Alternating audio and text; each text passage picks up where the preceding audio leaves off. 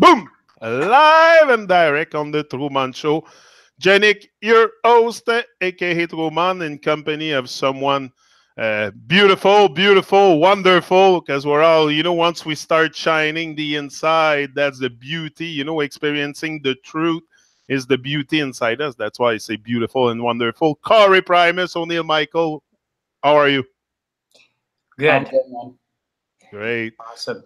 O'Neill, it's not the first time we see each other and we have the chance to reason together on the TRU-MON show. But I want to mention also your father, Corey, which is your father also. I wanted to mention it because it's we're going to develop on this a bit during the interview. The vibe around the father and son vibe. I like that. I was very pleased when I heard it. I was like, wow, that's great. Like I saw a resemblance, but I wasn't sure. Like there's a few years difference. So sometimes, like your father with his brother, I could really tell right away. But sometimes, Yeah, I like that. And when we're live, most people don't know, or not everyone can spot it out. And I kind of like that. Like I'm just not advertising it, but if anyone asks, for sure, right? Yeah. No, it's great. So let's check this out. Corey Primus, love as always. Corey has a lot of material online that you can find on SoundCloud. I found a lot. YouTube. Do you have stuff on Spotify too? I do. I'm on Spotify, yeah. Spotify also, so that's going to be the other avenue I'm going to explore. Yeah, absolutely. So let's check this out. I'm just going to put the volume.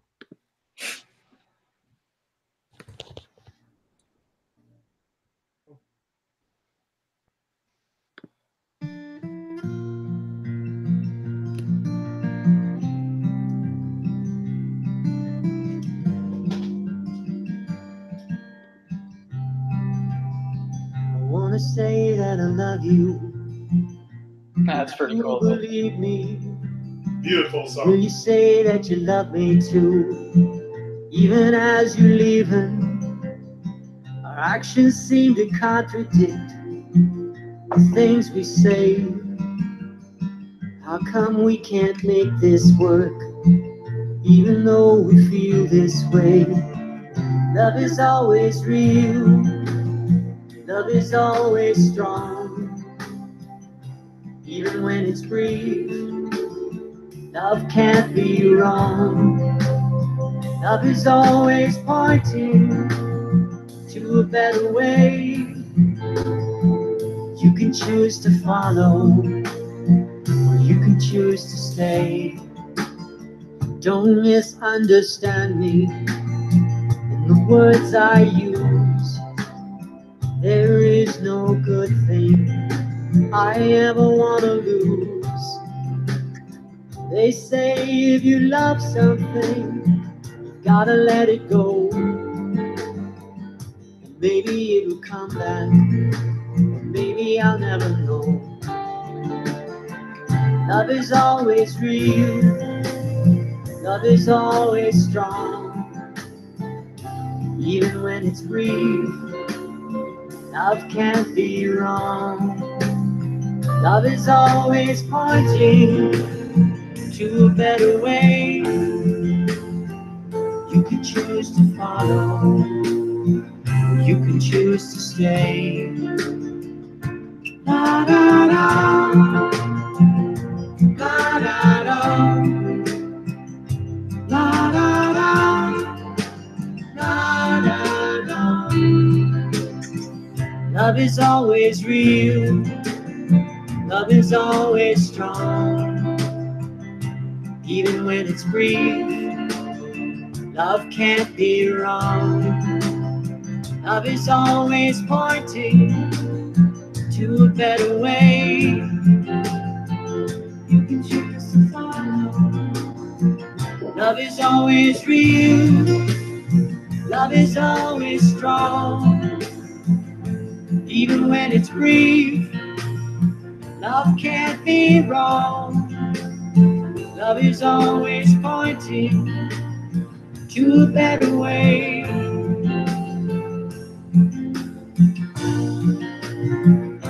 La da da, la da da, la da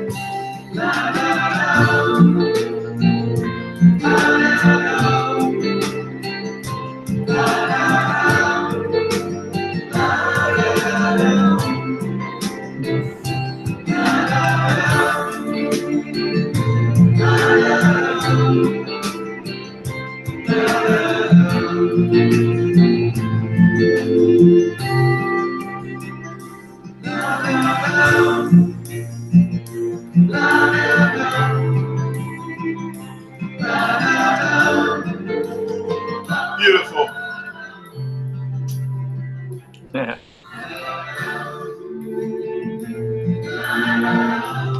Meanwhile, back at the office. Yeah, beautiful song, beautiful song. The video also is well made. Who shot the video? Is it you guys personally or?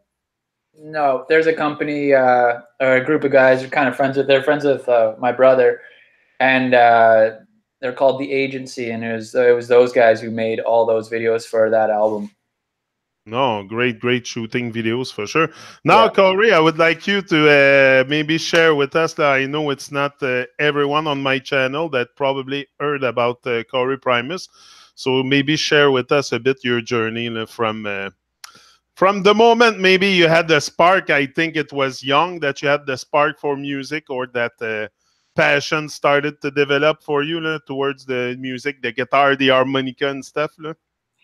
So that's what. Yeah, well, I think in that the video really touches on that, because like in one spot you see a picture of my mom and dad there, and I guess it's in a different video where my mom and dad at that point both had a certain amount of dementia, and but we're still living independently in a suite in my brother's house. But even with that dementia, at one point I handed Dad the guitar, and he was still able to strum a few chords, you know. So the music goes way back. But the other thing is that the brother in the video, he played in a band, right? So when I was a kid, he had a band, and they had practice at the house and stuff like that. So that was always there, and there was always somebody doing some kind of music. So that just kind of sparked it, and that's what got it started.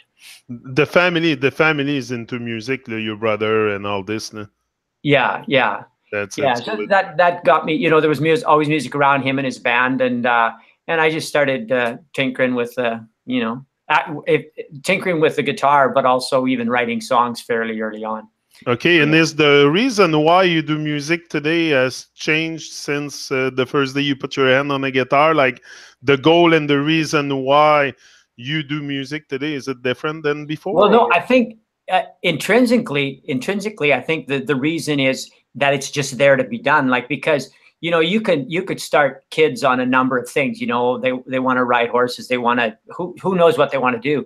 But unless the sticking with it comes from something, I think that's really internal, that you just, you have to stick with it, and you just do.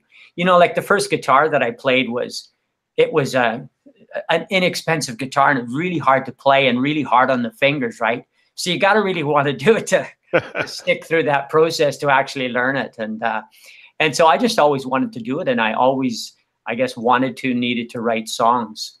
Even the first few really garbagey songs that you write, you know, you just it's just something you got to do, and you just keep doing it, and hopefully getting better at it. And but that's it. I think it's important for each and every one of us to find that thing that keeps us alive and that makes us come alive, you know, because Yeah. that's what the world needs, people that are alive. So Yeah. I think you have found your thing to stay alive, right? Yeah, absolutely. That was it. And then being able to hopefully write lyrics over time. You know, some of the lyrics are maybe not so much, but some of them, like that one, Love Is Always, it's just really, it's something you want to express. You know, you just want to express love, and not just in family, which in that case there was a real a family vibe going on, but the whole idea of love is so transcendent. So to have that, to bring that out in the music is really vital for me as well. Yeah, the divine love is something that can make you transcend your insecurities and a lot of nonsense in your life and face the reality of your own being. That's what I keep saying all the time, and that's what each and everyone should do. But we run away from our being a bit until we face it and say, okay, now it's time to to bring the best out of me. Is it something that you have worked on a long time before you get to that self-realization and started to maybe raise your vibe a bit or elevate, or there's at one point we say, okay, it's enough the nonsense, and now it's time to bring back sense and make an impact here? Was that your goal with all this? Well, I think it's really almost a moment by moment, day by day thing, and I think over time you realize you hope that you're transcending it more and more all the time. But the something you said just a moment ago about all the junk that kind of separates us from, it's so ingrained in us from an early age. Everything around us, we're conditioned and everything. So we really spend our lives transcending that, and as we become more aware of it, we're able to tune into it more and more. So at least on a day-to-day, moment-to-moment basis, we choose to transcend it, right? I mean, you get hungry, right? And you start thinking about food, or whatever it is that takes us away, or could take us away, and you always have to transcend it in just about everything we do. I think it's just at one point also you decide to say no to nonsense in your life. Like for me, at one point, I just decided I had enough of the nonsense, and it's time to take a higher road, the road of the higher love, the love, the divine love. I mean, divine force. I say always, you don't see the wind outside, but you feel it, and you can hear it, but you don't see it. So what do you expect to see? The divine force in flesh in front of you? Like, I mean, it's a force that comes and act on us. I'm sure you can feel it, O'Neill, the same as much as you want to transcend your insecurities and face your being. You start being hit by love and love and love, and then at one point you just like explode and you let the love out. That's what happened to me. I couldn't hold it no more. I hear you. Yeah. Was it the same process for you? At one point, love just came and hit you? I think love hit you first, and then the words come. Was that the process for you? I suppose, yeah. The feeling or the spirit of that, and then, well, the challenge with words is our words are so limiting, right? Because language we speak. You've got Francophone, and I speak English, and my English is crude oftentimes, right? So words themselves are inadequate to what you want. Like you said, that wind and that force, the divine love.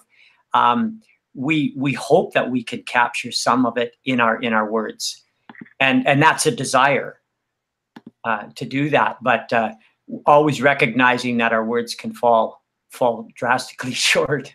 Yeah, it can fall short. When you write your songs, do you have like a pen and paper all the time? Like you have to have it written down, or you just take the mic and do some freestyle often, or you have to have it written down? Like some singers that I had here just tells me sometimes they go into studio and they just let it out, like it's what's come out on the spot. But are you the kind of guy that prepare intensively before you go to studio, or you like the moment, like acting in the moment?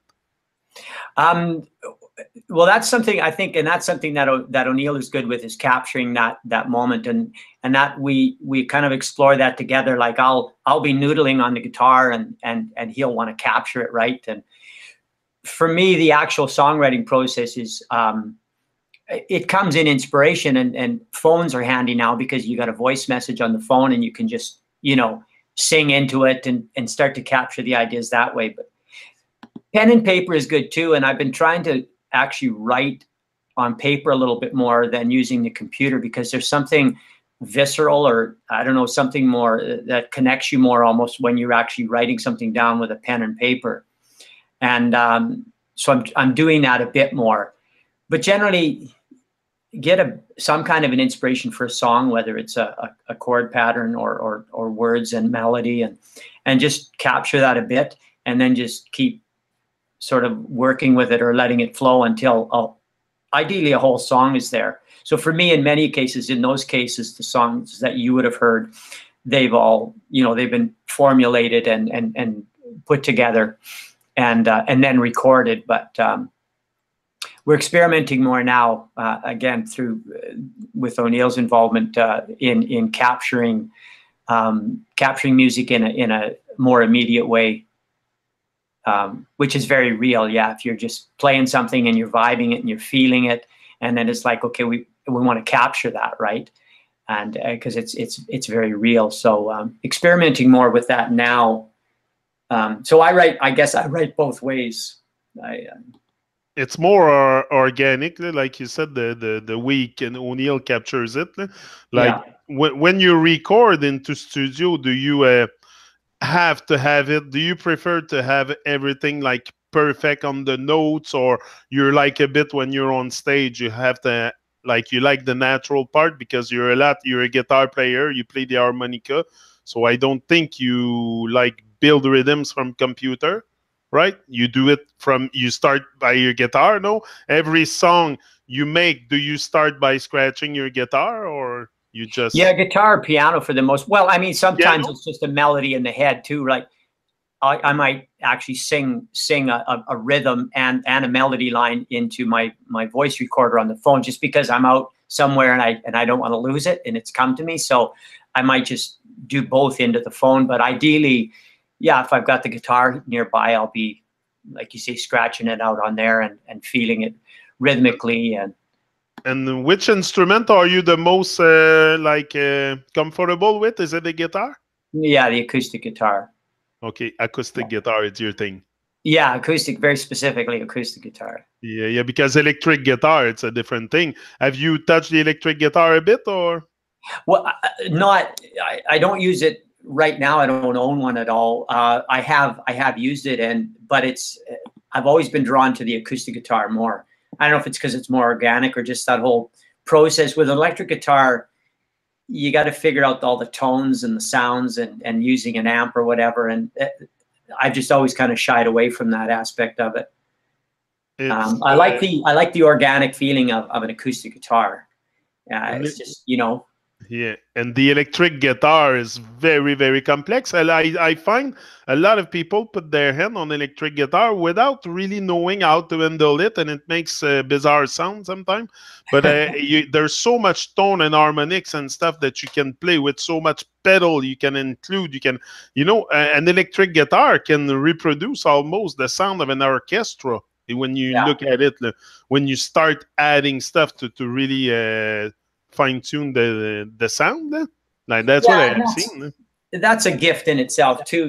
People who especially people who find their own unique place on an electric guitar. They don't just try to learn it the way Steve Vai plays it or somebody else. They find their own thing. I like electric guitar players who are more minimalist, but they know how to really work the tone of the guitar. And less is more. I think for me anyway, with where electric guitar is concerned. That's it. Now you guys have started like a bit touring, if I can say, together. I see you in all kinds of hotels, restaurants around the Vancouver area. How is that, O'Neill? How's your experience? I really enjoy it. All this year, I've been playing with my dad every weekend, and like right now, it's probably the highlight of my life. It's like the funnest going away on the weekend, even if it's a restaurant. Some people don't like. Some people only like playing in front of audiences that are really sitting there and engaged, and that's cool too. But I really like playing in front of restaurants. Like I was saying earlier, just seeing if you can win over anybody in the room. If you can play, and sometimes you can play 3 or 4 songs before you find that some of the tables are starting to enjoy themselves, or people come up and start tipping or requesting songs. And I really like that, to see at what point people's heads start turning. I also really enjoy what you were saying earlier. I really enjoy the spontaneity of music. Like I find like I would be comfortable making up a song on the fly, like in front of people, just having fun and just staying in a jam. I think that's a really unique experience that that a lot of people, when they see live, it's a special thing. It's like a rehearsal. Are you big on the rehearsal, or you prefer to rehearse on stage? I don't. Yeah, rehearse on stage for me. I like, obviously I like to have an idea, but sometimes if I don't know the song, or if I don't realize what song we're playing until halfway through, I just find some things can come out nicer for it. Like, because I'm just hearing like a rhythm and then trying to play along with it, and I just find it's more for me, it's more enjoyable, a lot more enjoyable. And I see you accompany Corey with some kind of drum you hit with your hand under. You're sitting on something, and I see you go with your. I don't know what kind of drum is it, but Cajon. Come on. A Cajon, yeah. Cajon. Well, they're also really cool because they're a totally normal thing, and they've been around forever. But a lot of people don't know what they are, and when they see someone playing it, it's very intriguing. And I really enjoy it. It's probably the only instrument I really want to play live. As long as I'm playing with my dad, like I could play the other instruments, but I really enjoy it. I just think it's simple and it's got a really cool sound. Yeah. Do you play other instrument? Could you? Yeah. For sure, like produce music for sure, and I've sent you a lot of that. And also a guitar. I can play guitar, and that crosses over to other things as well. Oh, that's great. And now, Corey, when it comes to organizing that whole Corey Primus thing, the booking, the promo, and all that stuff, who takes care of that? Is it all you, Corey, or it's both of you, or you have maybe your wife involved? No, it's a joint effort with O'Neill and I. O'Neill has opened up a lot of doors that I. Like a number of years back, he kind of opened up SoundCloud for me, and certainly connected me with you. And so there's a lot of doors that he's opened up, and so it's been a combined effort between the two of us. I have certain connections that get some of the gigs, and then he's just opened up other avenues that we explore. And how do you make it happen? Like when you book a restaurant or an hotel, you offer them, or like they contact you? Like often, I think it's you offering your service also more than them contacting you. Yeah, it's some of them have been interesting. There's a fellow I know in Chilliwack, which is the community near where I live. And through meeting him, he sort of had some stuff set up, which was good. So we were able to. He was kind of like a booking agent, and we were on his roster for a number of shows. But there was another place where I would do also farmers markets and that, like the farmers markets. So through the summer I connected with a bunch of those, and that was just me calling people up, but through those connections and that, I was able to get doing a Christmas luncheon or something. And then I played this Christmas luncheon, and then they said, well, we'd like you to come and play in the restaurant. Right. So that they hadn't had music in the restaurant. So I was the first act that they've had in that new restaurant, and been there ever since now. And so, one thing leads to another, and it's nice to see those connections happen, and you just keep building on that as much as you can. Yeah, that's it. You build up for sure. It's always a build up. You've been focusing more intensively, I think, on the music part of your life. Like this is your life work. I don't think I'm mistaken saying that. You have been focusing more intensively since I don't know, maybe last 2-3 years? How long you've been? Because you said at one point I saw in an interview or something like you quit your day job to really focus on the thing. So how does this? How do you process all this? Yeah, well, it was an interesting thing. I guess was it 2015.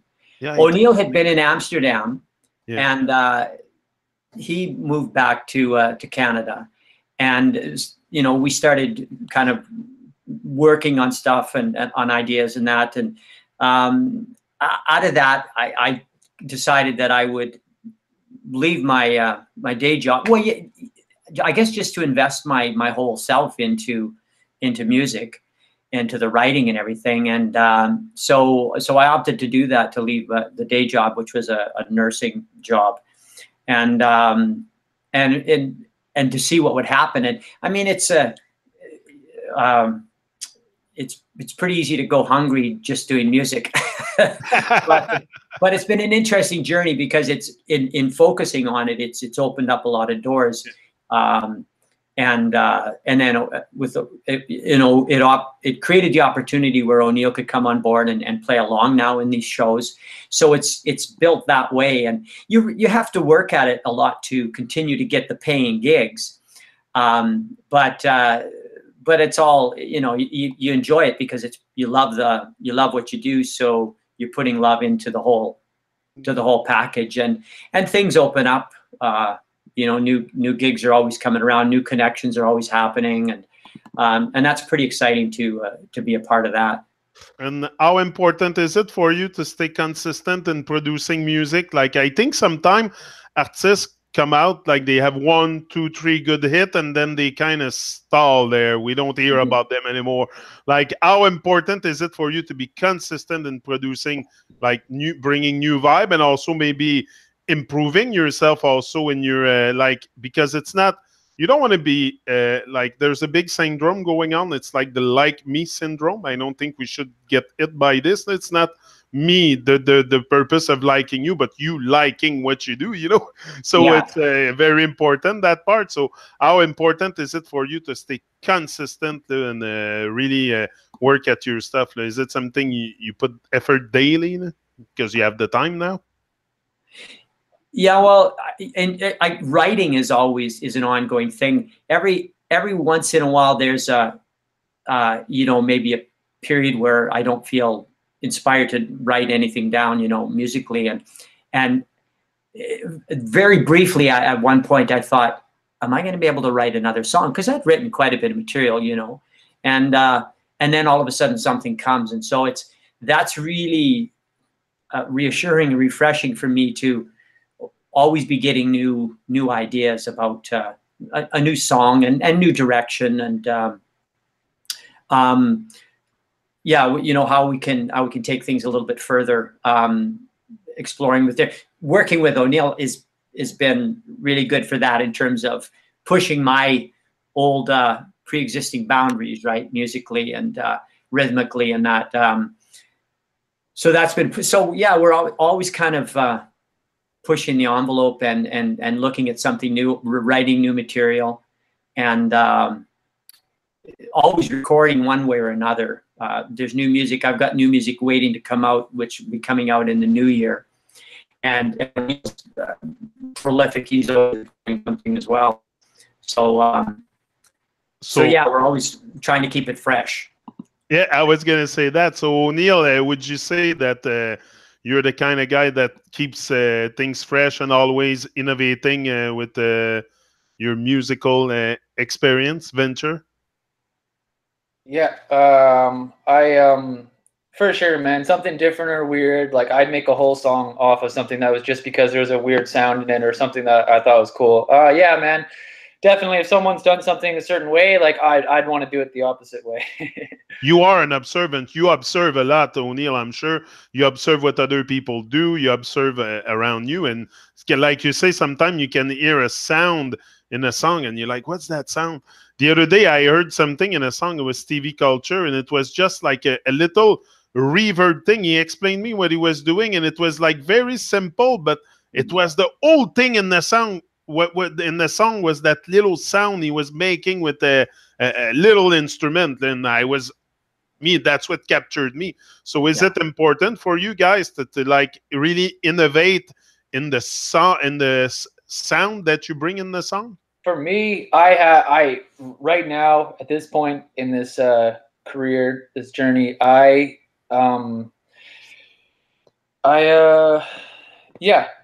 think like, again, if it's a weird sound and if it hasn't been done before, I'm all over it for sure. I anything that's different or unique. But the biggest tell is if I enjoy it or if someone that's with me enjoys it, then I already know. Like if I send something to you, Janik, and you said, "Hey, I really enjoy this," then that's it. You're the audience. You're a real person.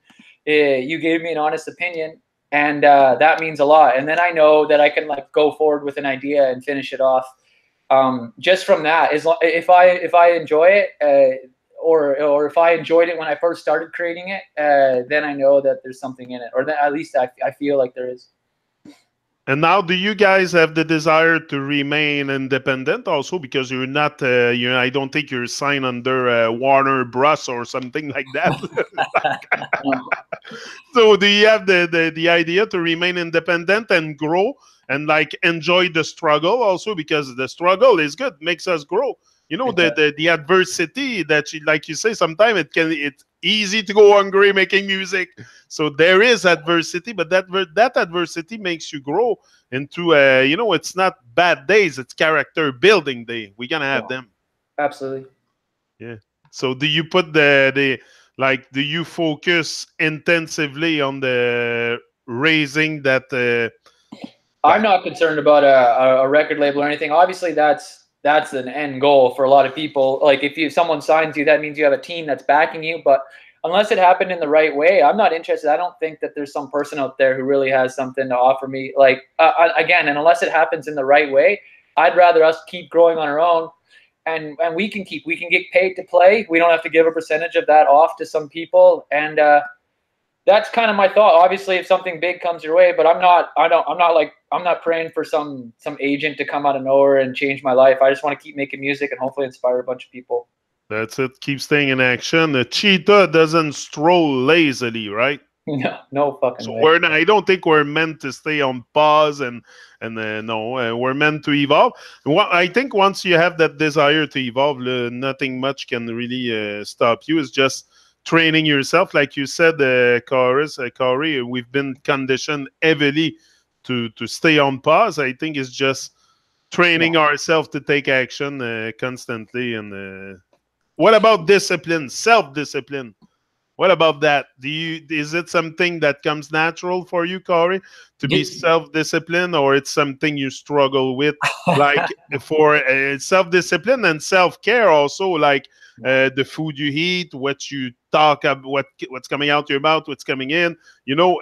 Is it something you struggle with, or you're a very disciplined ninja and you are a warrior in the heart and nothing? You know what I mean? Or you struggle a bit with that part, or? I would say personally that I struggle with it, but then sometimes I would challenge myself to say, but that struggle itself is a joy. Like it's somebody else may look and say that I'm very disciplined. I might examine myself and say I could be more disciplined. To eat better and to eat more real foods and meditate and everything like that. And these are things that I do, but do I do them consistently enough? Could I be better at it? Absolutely, I could be. So I think it's important to have that self-discipline and to work at it and or struggle with it. But it's important to not let that become any kind of darkness, right?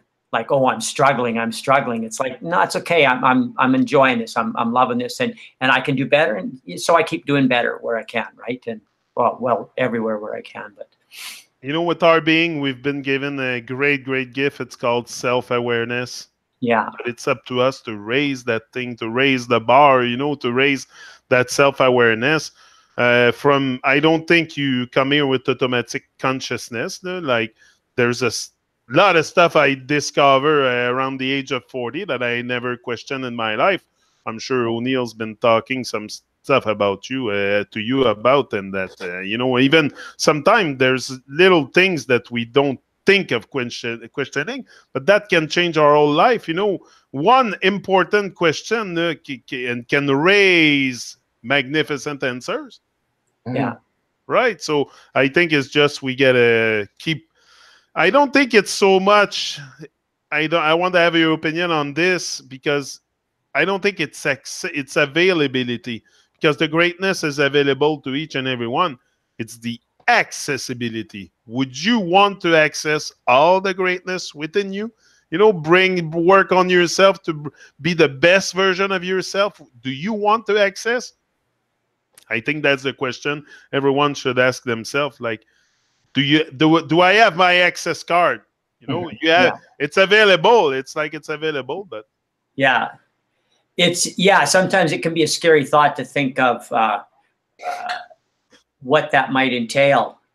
You know, because you got to accept the responsibility of what you take on, and I think probably that it can be a scary thought or a stifling thought sometimes, and that might be something that limits us. You know, like there's a quote you know, that I heard a long time ago, but it's that people just want to eat cheeseburgers and watch TV, right? And as humans, I think it's easy for us to fall into that. You know, I just want to do something that's comfortable or familiar, as opposed to challenge myself or challenge ourselves to rise above that, you know. Yeah, it's so easy to fall in the default state. That's how I call it, the default state. And that's the hellish existence. I think we all prefer at one point also in our conditioned ways our known hells, and towards like it's much better the unknown heaven. Why do we prefer known hells and stay there? And you know, the bad food, the bad vibes, you know what? I think it's a self-realization also. You cannot can show water to a horse doesn't mean he's gonna drink it. So it's each and every one of us. I think at one point you have to have enough, like you say, and that's it. You start taking bold action. That's what happened. Eh?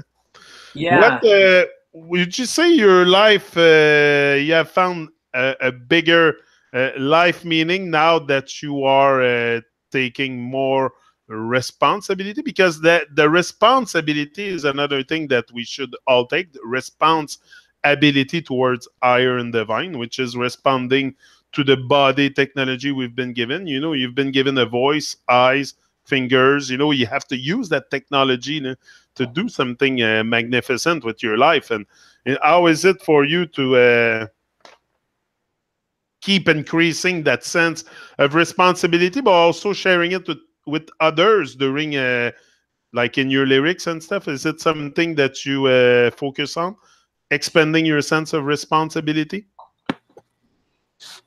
Sorry, were you going to answer that, O'Neill? Or? Yeah, I everything you're saying is right, or I agree with it. And it is, that's the thing. You can lead a horse to water, but you can't make someone drink something they don't want to drink. So yeah, we're each responsible for ourselves. And that's definitely how I feel. What's the project to come now for what's show? What is there an album coming or something? Like, are we gonna see an album coming? You can expect some new music from my dad coming soon, and that'll be rolling out in a couple months and start being promoted. So that's kind of exciting. That's the next big thing. Other than that, just playing as much as we can right now. That's it. And if we want to book you, like, can you do concert? Have you been asked like to come to Montreal or something like that? We haven't been yet, but we'd certainly love to come out there. Yeah, absolutely. Yeah. Have you been asked to go a bit like across Canada or USA or something? Like, do you feel like you have a big fan base according to your readings also you see on Spotify and that? Like, do you see it growing? Like, I'm sure it's growing. Well, it's always growing. I think it's growing organically, and I want to see it to that we would be able to actually go across Canada, and and perform and share the music, basically. Haven't seen it specifically yet. We play locally here and around BC, and definitely though to spread it out is on the agenda. And it's just to do it in the best way, the most natural way. There's no specific agency behind us, affiliated with us, that is doing that. So really, we're trying to make booking as direct as possible. With everything that I do, everything that I send out, it's like, if you're interested in a booking, let me know, and we'll make something happen. That's it. We contact you directly. Yeah. We contact the boss directly. Yeah. Now, is there any, because when happened the stage stuff, there's always things happening, I'm sure. What is the most unexpected thing that happened to you on stage, like forget the microphone or something, and you had to improvise, or everything always runs smooth, like you have O'Neill on top of his stuff and you make sure that nothing is missing, no wires, no nothing? Is something ever happened like that? I'm interested to know that stuff. And what because that's adversity, you have to react fast, you have some time to spin around fast, so maybe you can share with us an anecdote.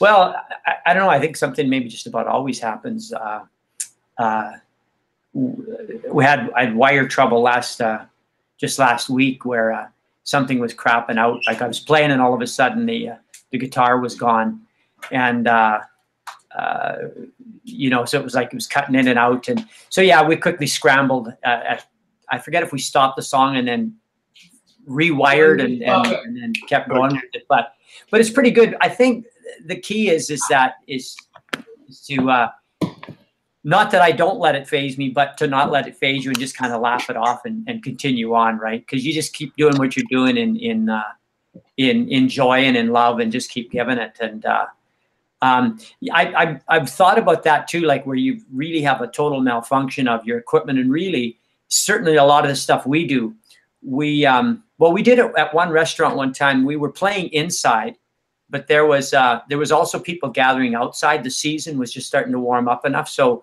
we just took the cajon and the guitar and we just went outside and just played without the PA system. So that was kind of impromptu, and that's a nice thing to do, especially if you're playing a lot of relatively acoustically.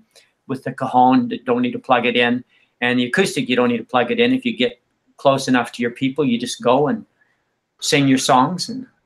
And it's good to play in hotels and stuff, but do you get me? I see you too on the street in Vancouver, like directly in the street or on the SkyTrain station somewhere. Yeah. Like, have you done this?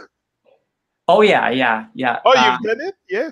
Yeah, busking on the streets, and we were in New York a few years back.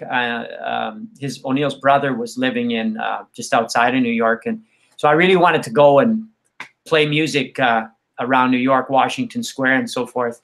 And so we did that. O'Neill was filming, and I was busking. But I was a little bit paranoid, because they said if you don't have your license or visa or whatever to do it, that they get pretty tough on you. So I wasn't really worried about collecting money. I just wanted to busk. So we walked around New York a bit. We rented bikes and went into Washington Square and just played, and people gathered around or whatever, or didn't, just kept walking, whatever they do. So that was kind of fun to do that. But and down Vancouver, certainly done that.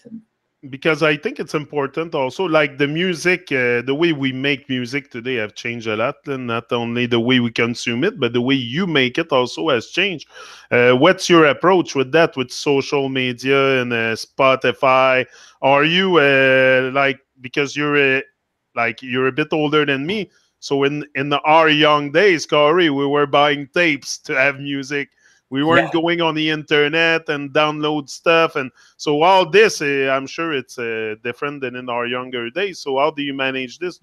Are you for that change that's taking place? Because the way we distribute music is changing also. Like I don't remember. Last time I went into a record store, was in Vancouver on the Commercial Drive. And there was a whole kinds of reggae shop record.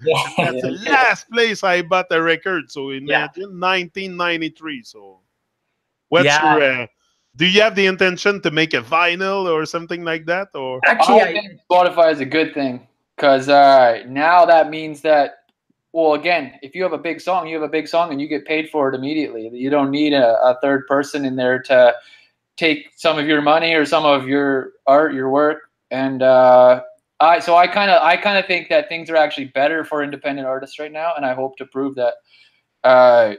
With YouTube and with all these other things, if something goes big, there's no one stopping people from playing it, and then you get the stream revenue, or you get the Spotify or Google plays, all that stuff. So I like it, and I also like records too. I think there's something beautiful about a whole record. It's like a painting, or it's all a work of art. All the songs make the whole thing, and yeah.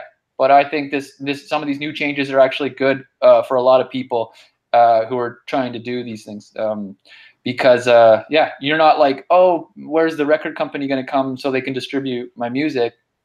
You can promote yourself.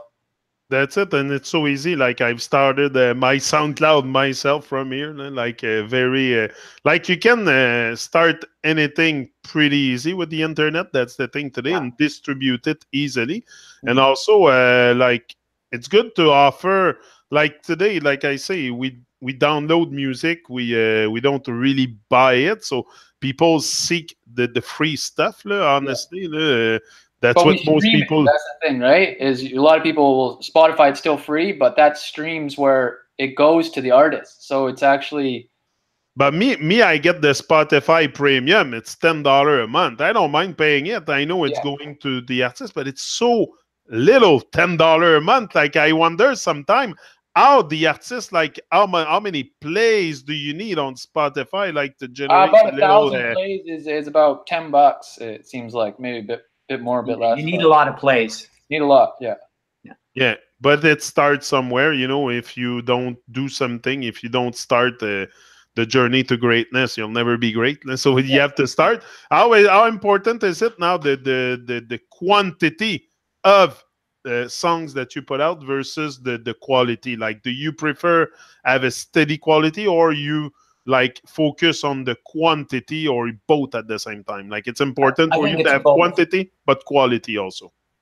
Yeah, for me, it's both. I know, yeah, writing lots, and I mean, I've got lots of stuff that I want to record. I haven't gotten to it yet, and I want to do it. I want to do it as best as I can do it. So that getting that stuff out, quantity is important. But I think the quality in capturing the song. It's not that you have to record on 2-inch tape, or that it has to go to vinyl. Not that I wouldn't love to do something on vinyl, but it's not that you have to do those things, but it's getting the quality of the song recorded, whether that's, I mean, I've seen people do amazing things on the old little 4-tracks and that, because they had an ear for it, and they had the skill level to pull it together in the most simplest form, and yet make it sound really big.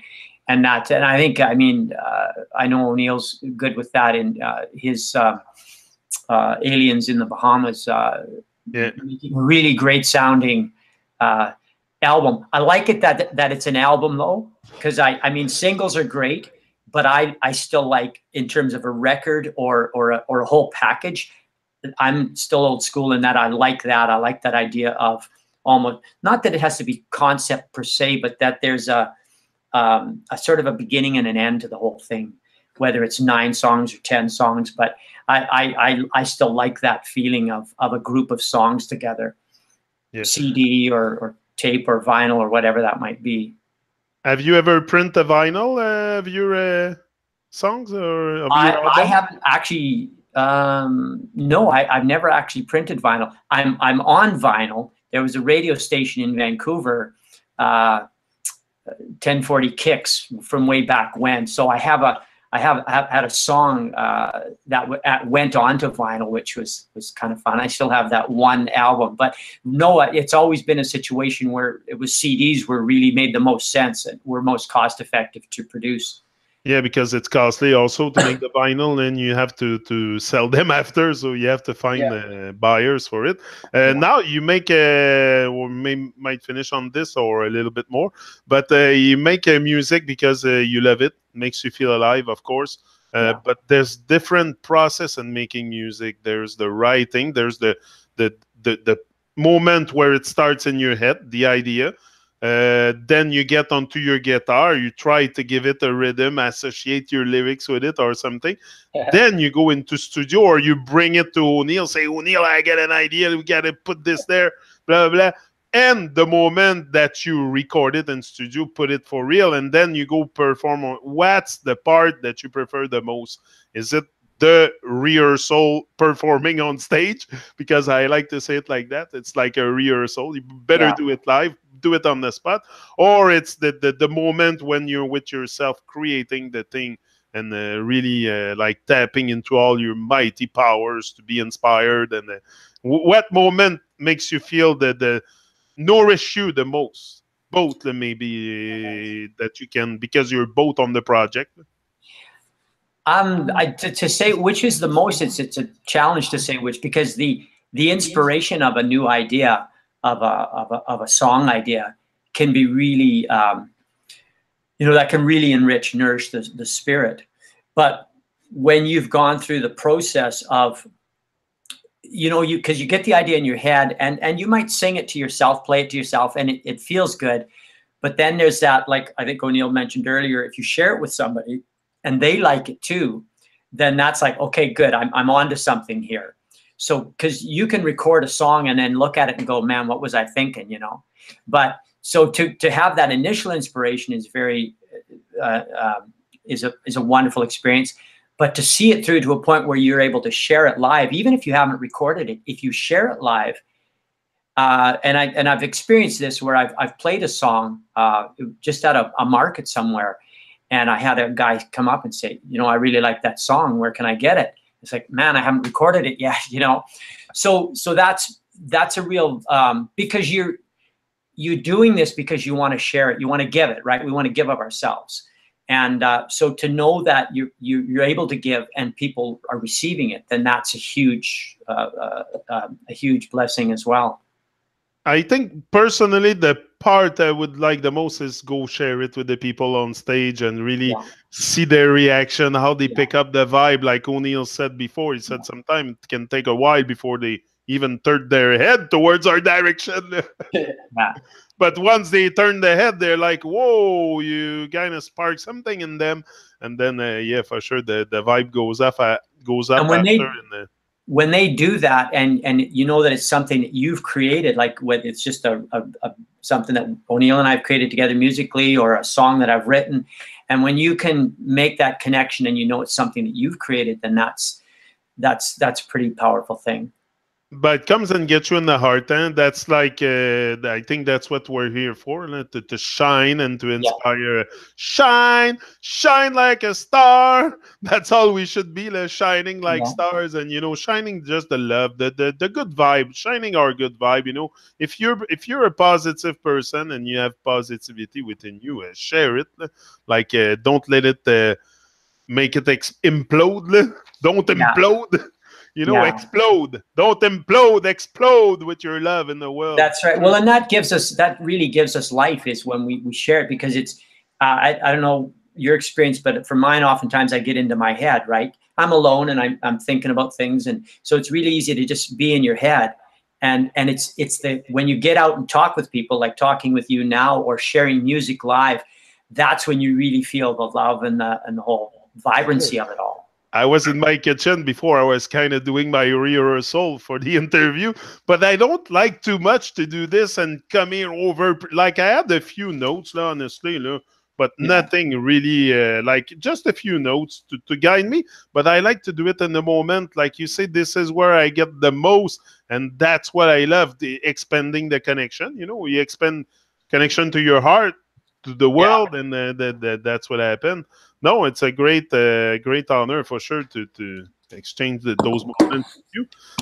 Like, where are we gonna see you next? Now you have something during every weekend. You say, you're pretty much booked every weekend. Every weekend we're playing.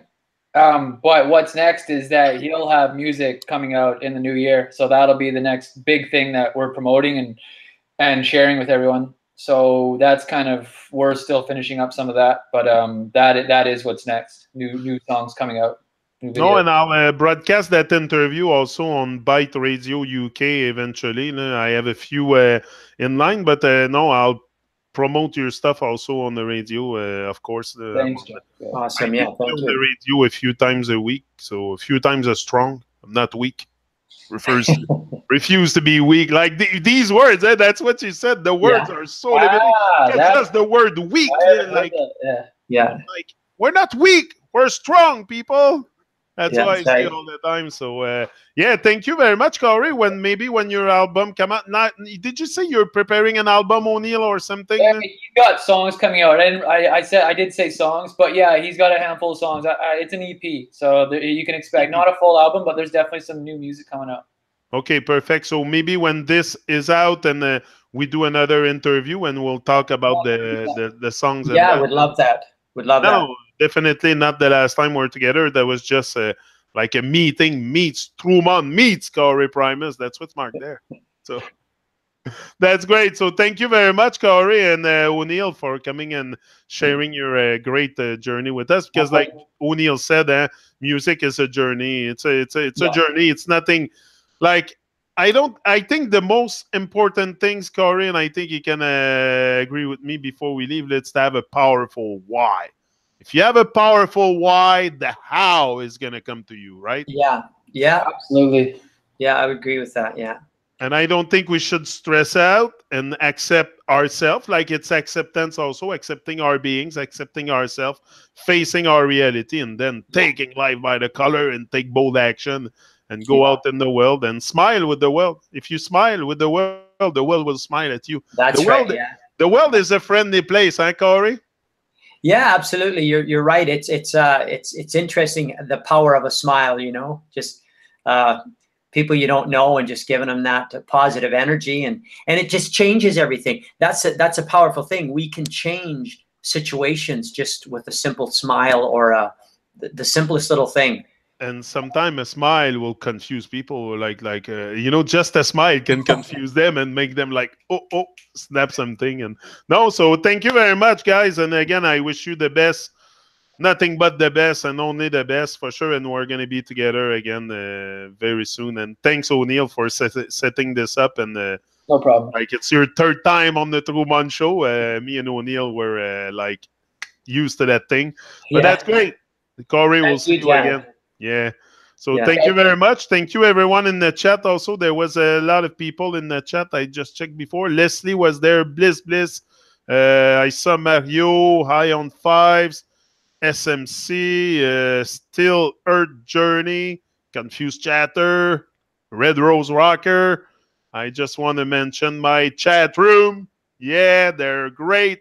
Lots of energy. That's what I love. I love to see that chat active with energy. That's what this world needs, people with energy, with fire in our hearts. And Corey Primus, O'Neill Michael, thank you very much. Thank you. Thank you, Jack. Boom. We're out. Love Peace. life.